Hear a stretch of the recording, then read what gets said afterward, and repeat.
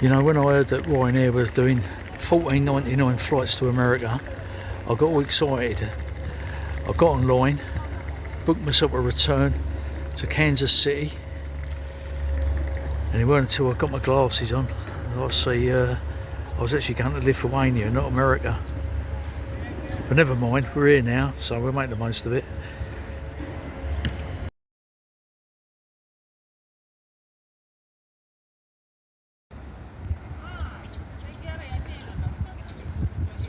Now that fella there is called Vytautas, and he became the king of the Lithuanians, but with an army of Czechs and Poles. They fought against the German Teutonic Order and beat them. The Teutonic Order wanted to Christianise this place because Lithuania actually remained pagan up till the 15th century and followed the old gods.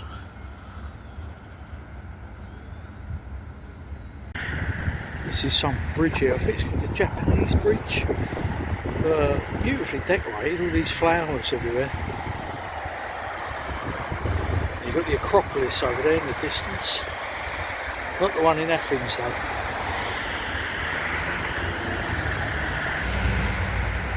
Seems the local football lot are not fans of Putin here.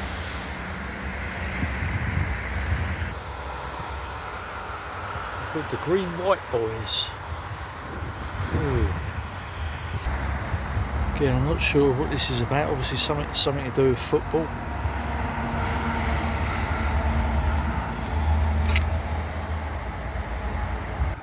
I think that is the name of the local team here. I'll have to check.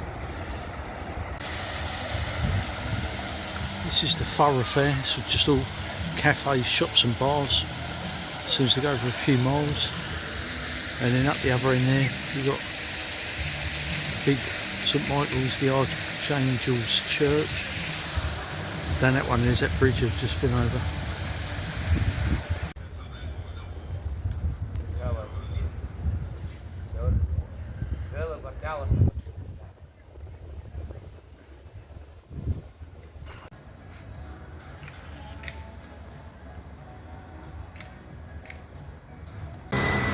I must say that's a pretty impressive statue, that one. I did notice the flowers down there. They've got the Polish flag on them, so not quite sure who this guy is. This is Alexandrius.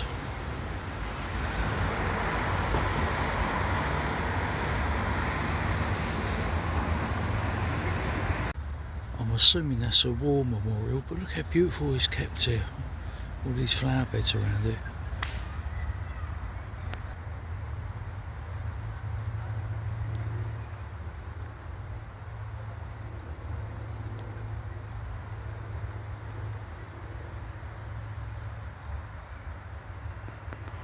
Well, this apparently is where they make the vodka, and they've got a spirits museum, and you can do the vodka tasting, but I've been there banging on the door and they're not answering. So, might try it tomorrow. If not, there's plenty of bars. All of this building here, all the way up and all the way round, is this vodka factory. And other than the security guard who didn't speak no English, there's literally nobody there.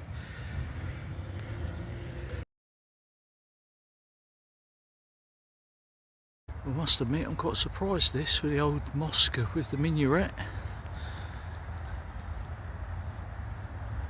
Didn't expect to see one of these here.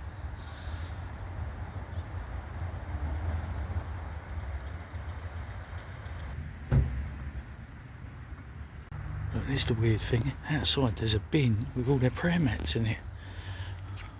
Is that a bin or just where they keep them?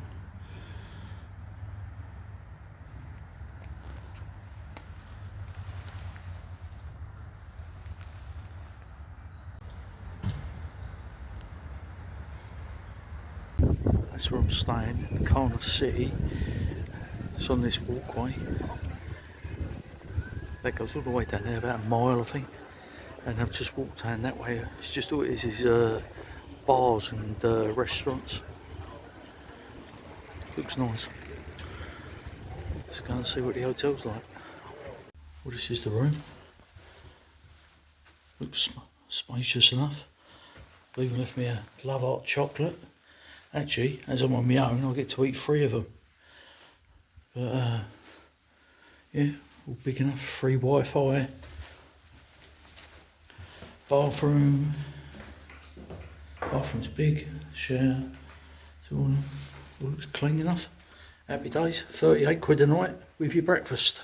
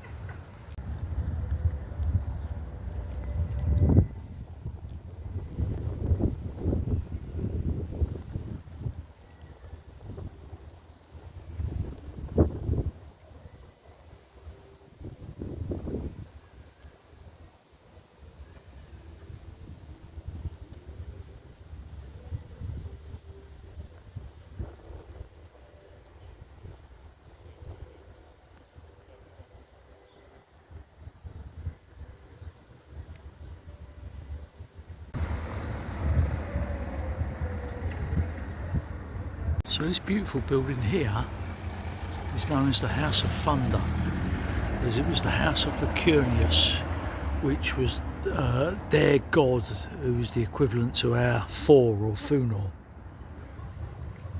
There's a little bit here about the House of Thunder.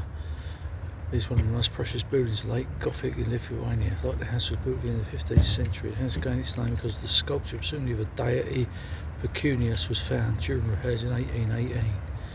Well, I'm going over this bridge now, over the river, I can't remember what it's called, because there's meant to be a funicular on the other side here. I can't see where, but it's somewhere here. We'll find it,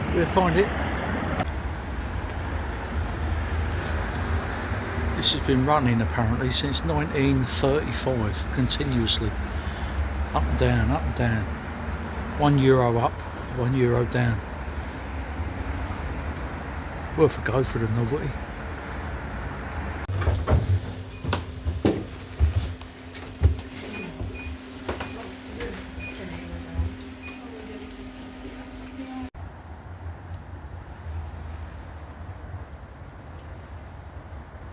Well, I found the funicular and now at the top.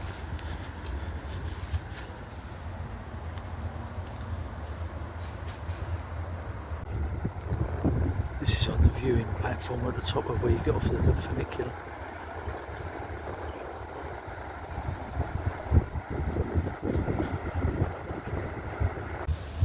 One of them old cameras up here, like I used to have with my school photo taken with back in the day.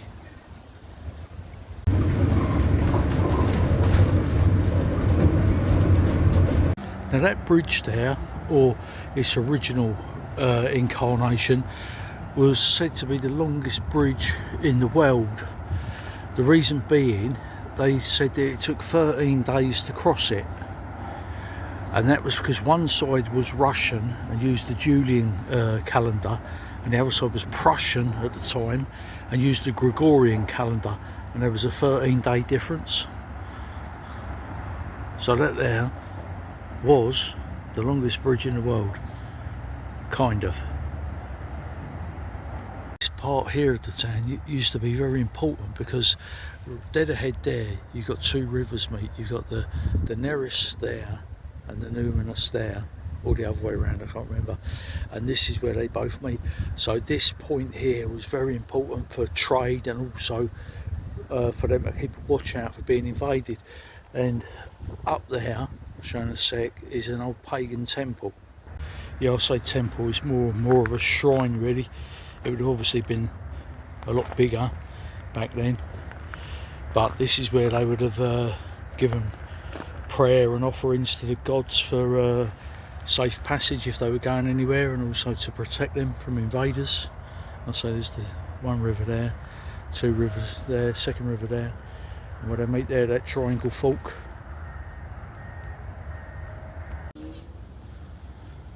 See the size of this cone. So you're saying you wouldn't want to be about if the cones are that big. The screws must be the size of dinosaurs.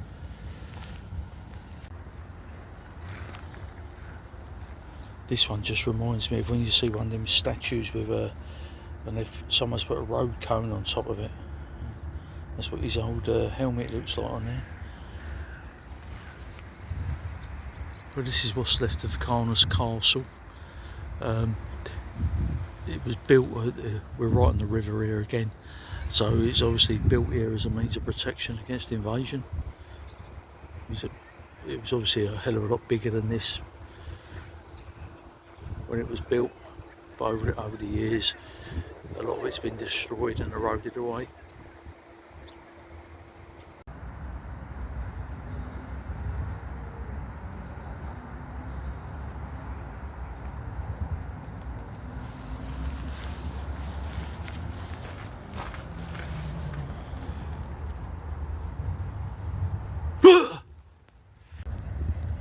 Not sure who this fella is. There's no signage saying, but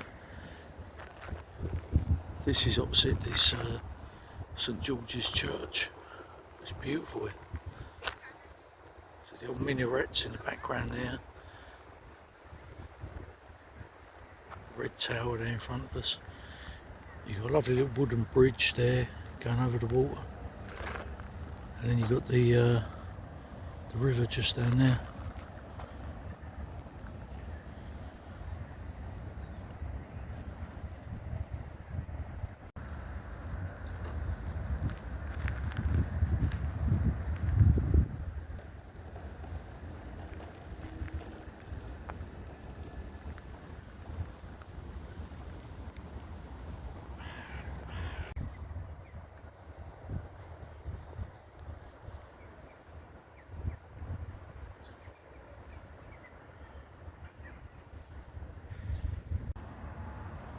Beautiful wooden carved doors in this St George's Church. This is inside that St George's Church.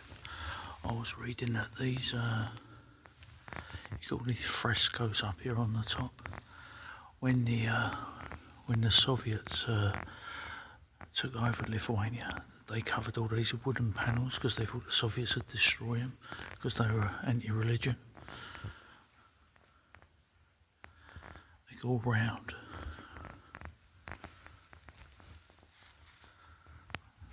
Some of them, like that one there, look beyond repair. Say one thing, they look after their youngsters here. Just in this park here, you've got all these basketball courts, you've got a skate park there, you've got an activity thing there. Behind that you've got a gym, and then you've got a running track and football pitches. You've got everything here. All mint clean as well.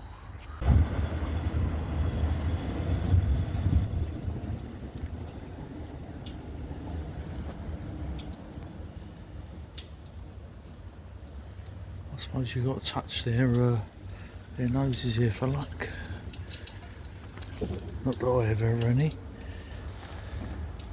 Certificate issued from the Cultural Department of the Lithuanian Communist Party asserting that the songs performed by big beat bands participating in the amber trumpet competition were insufficiently artistic and ideological. 11th of May 1970. This is in the Lithuanian Folk Music Museum. Got in there. All of these ones in here are different clay whistles.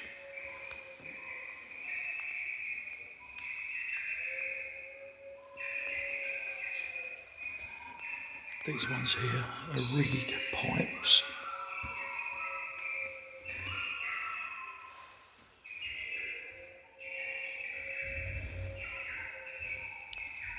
Then we've got the trumpets.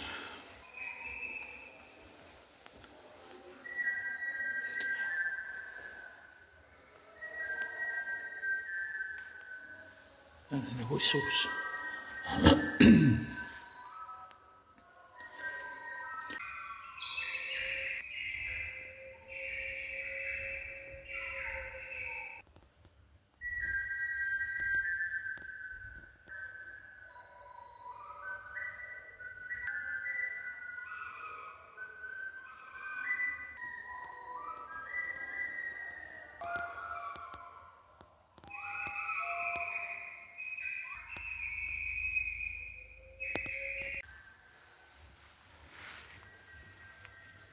Now these are called cankles apparently.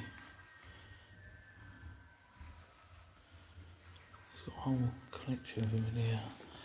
And one's over here, you can have a go at.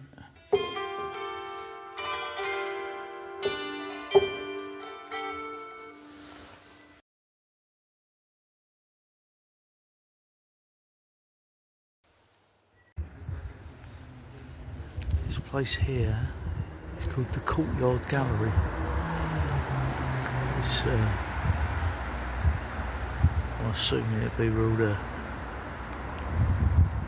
left-wing hippie types hang about. Do a bit of painting because they can't be bothered to work. Yeah, you know, we'd all like to spend our time sticking little fragments of glass on the outside of buildings and that, rather than go to a building site and do a day's work, eh?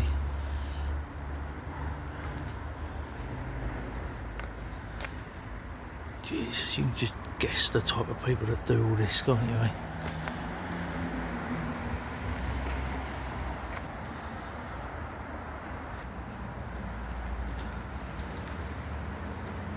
To be honest, it's not even that good, I don't know. This is the entrance to it from the road, but yeah, I don't know. Not my thing really. Just showing here just how clean this place is. Look, all the way up there and all the way down there, other than a couple of leaves that have fallen off the trees, I mean, there is not a single bit of litter anywhere. All the way up.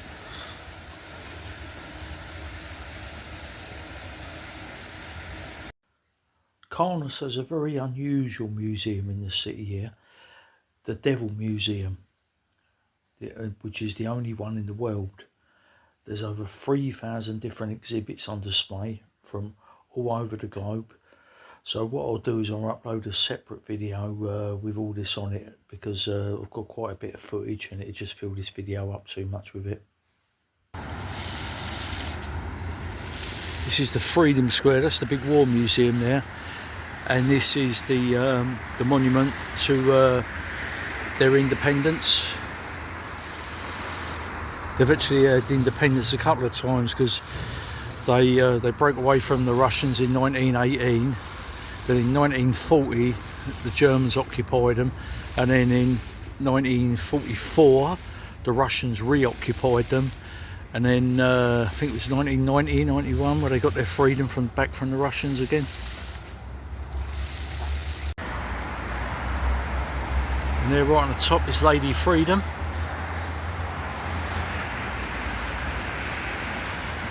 And you've got busts of people all the way down. Then right at the bottom there, the unknown soldier and the eternal flame. I just found out that the name of the road, which is the main thoroughfare where my hotel is called Lazives, and that actually means freedom. So Freedom Avenue.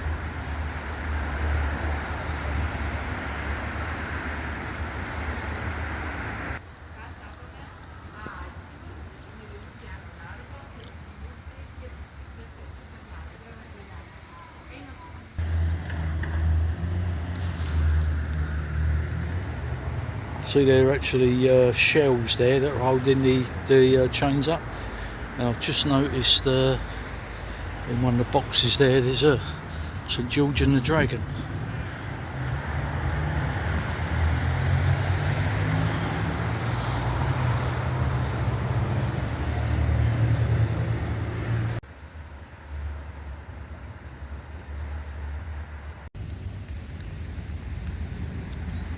It's the entrance to the War Museum, flanked by a couple of big lions and a couple of sea mines behind them.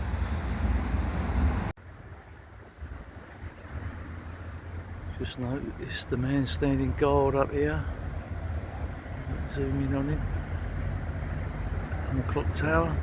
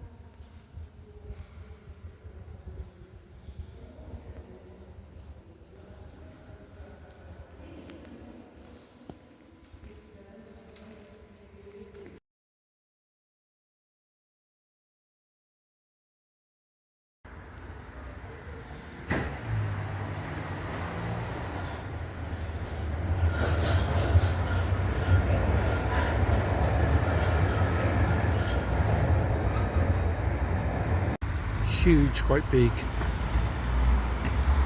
modern church up here on the top of the hill. Looks very bland, to be honest. You like a nice bit of architecture on the church, but I'll have a look inside, but I'm not expecting much. Well, this is a big characterless church, to say the least.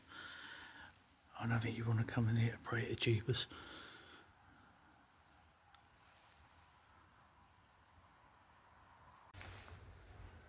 Going down on the old funicular. And we're off. One coming up, that's where they're going down.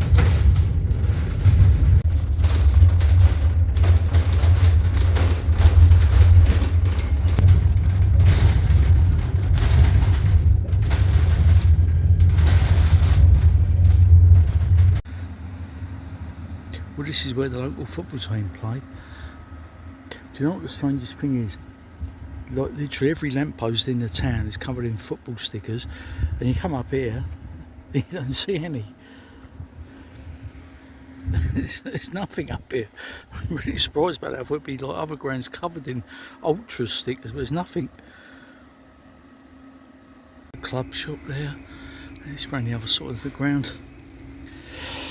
And a list of things you can't bring in.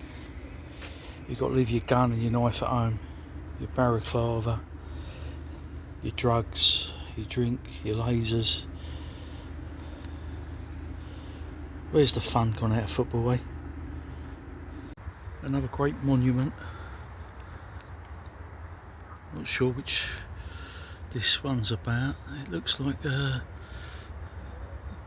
two blokes on the thing look like they're wearing flying goggles. I'll have to check that one out. And there's the football stadium there. I think it was a Lithuanian who was the first one to do a solo pilot across the Atlantic from New York to Dublin. I'm wondering whether it's something to do with that, this statue. You can see they're definitely wearing flying goggles.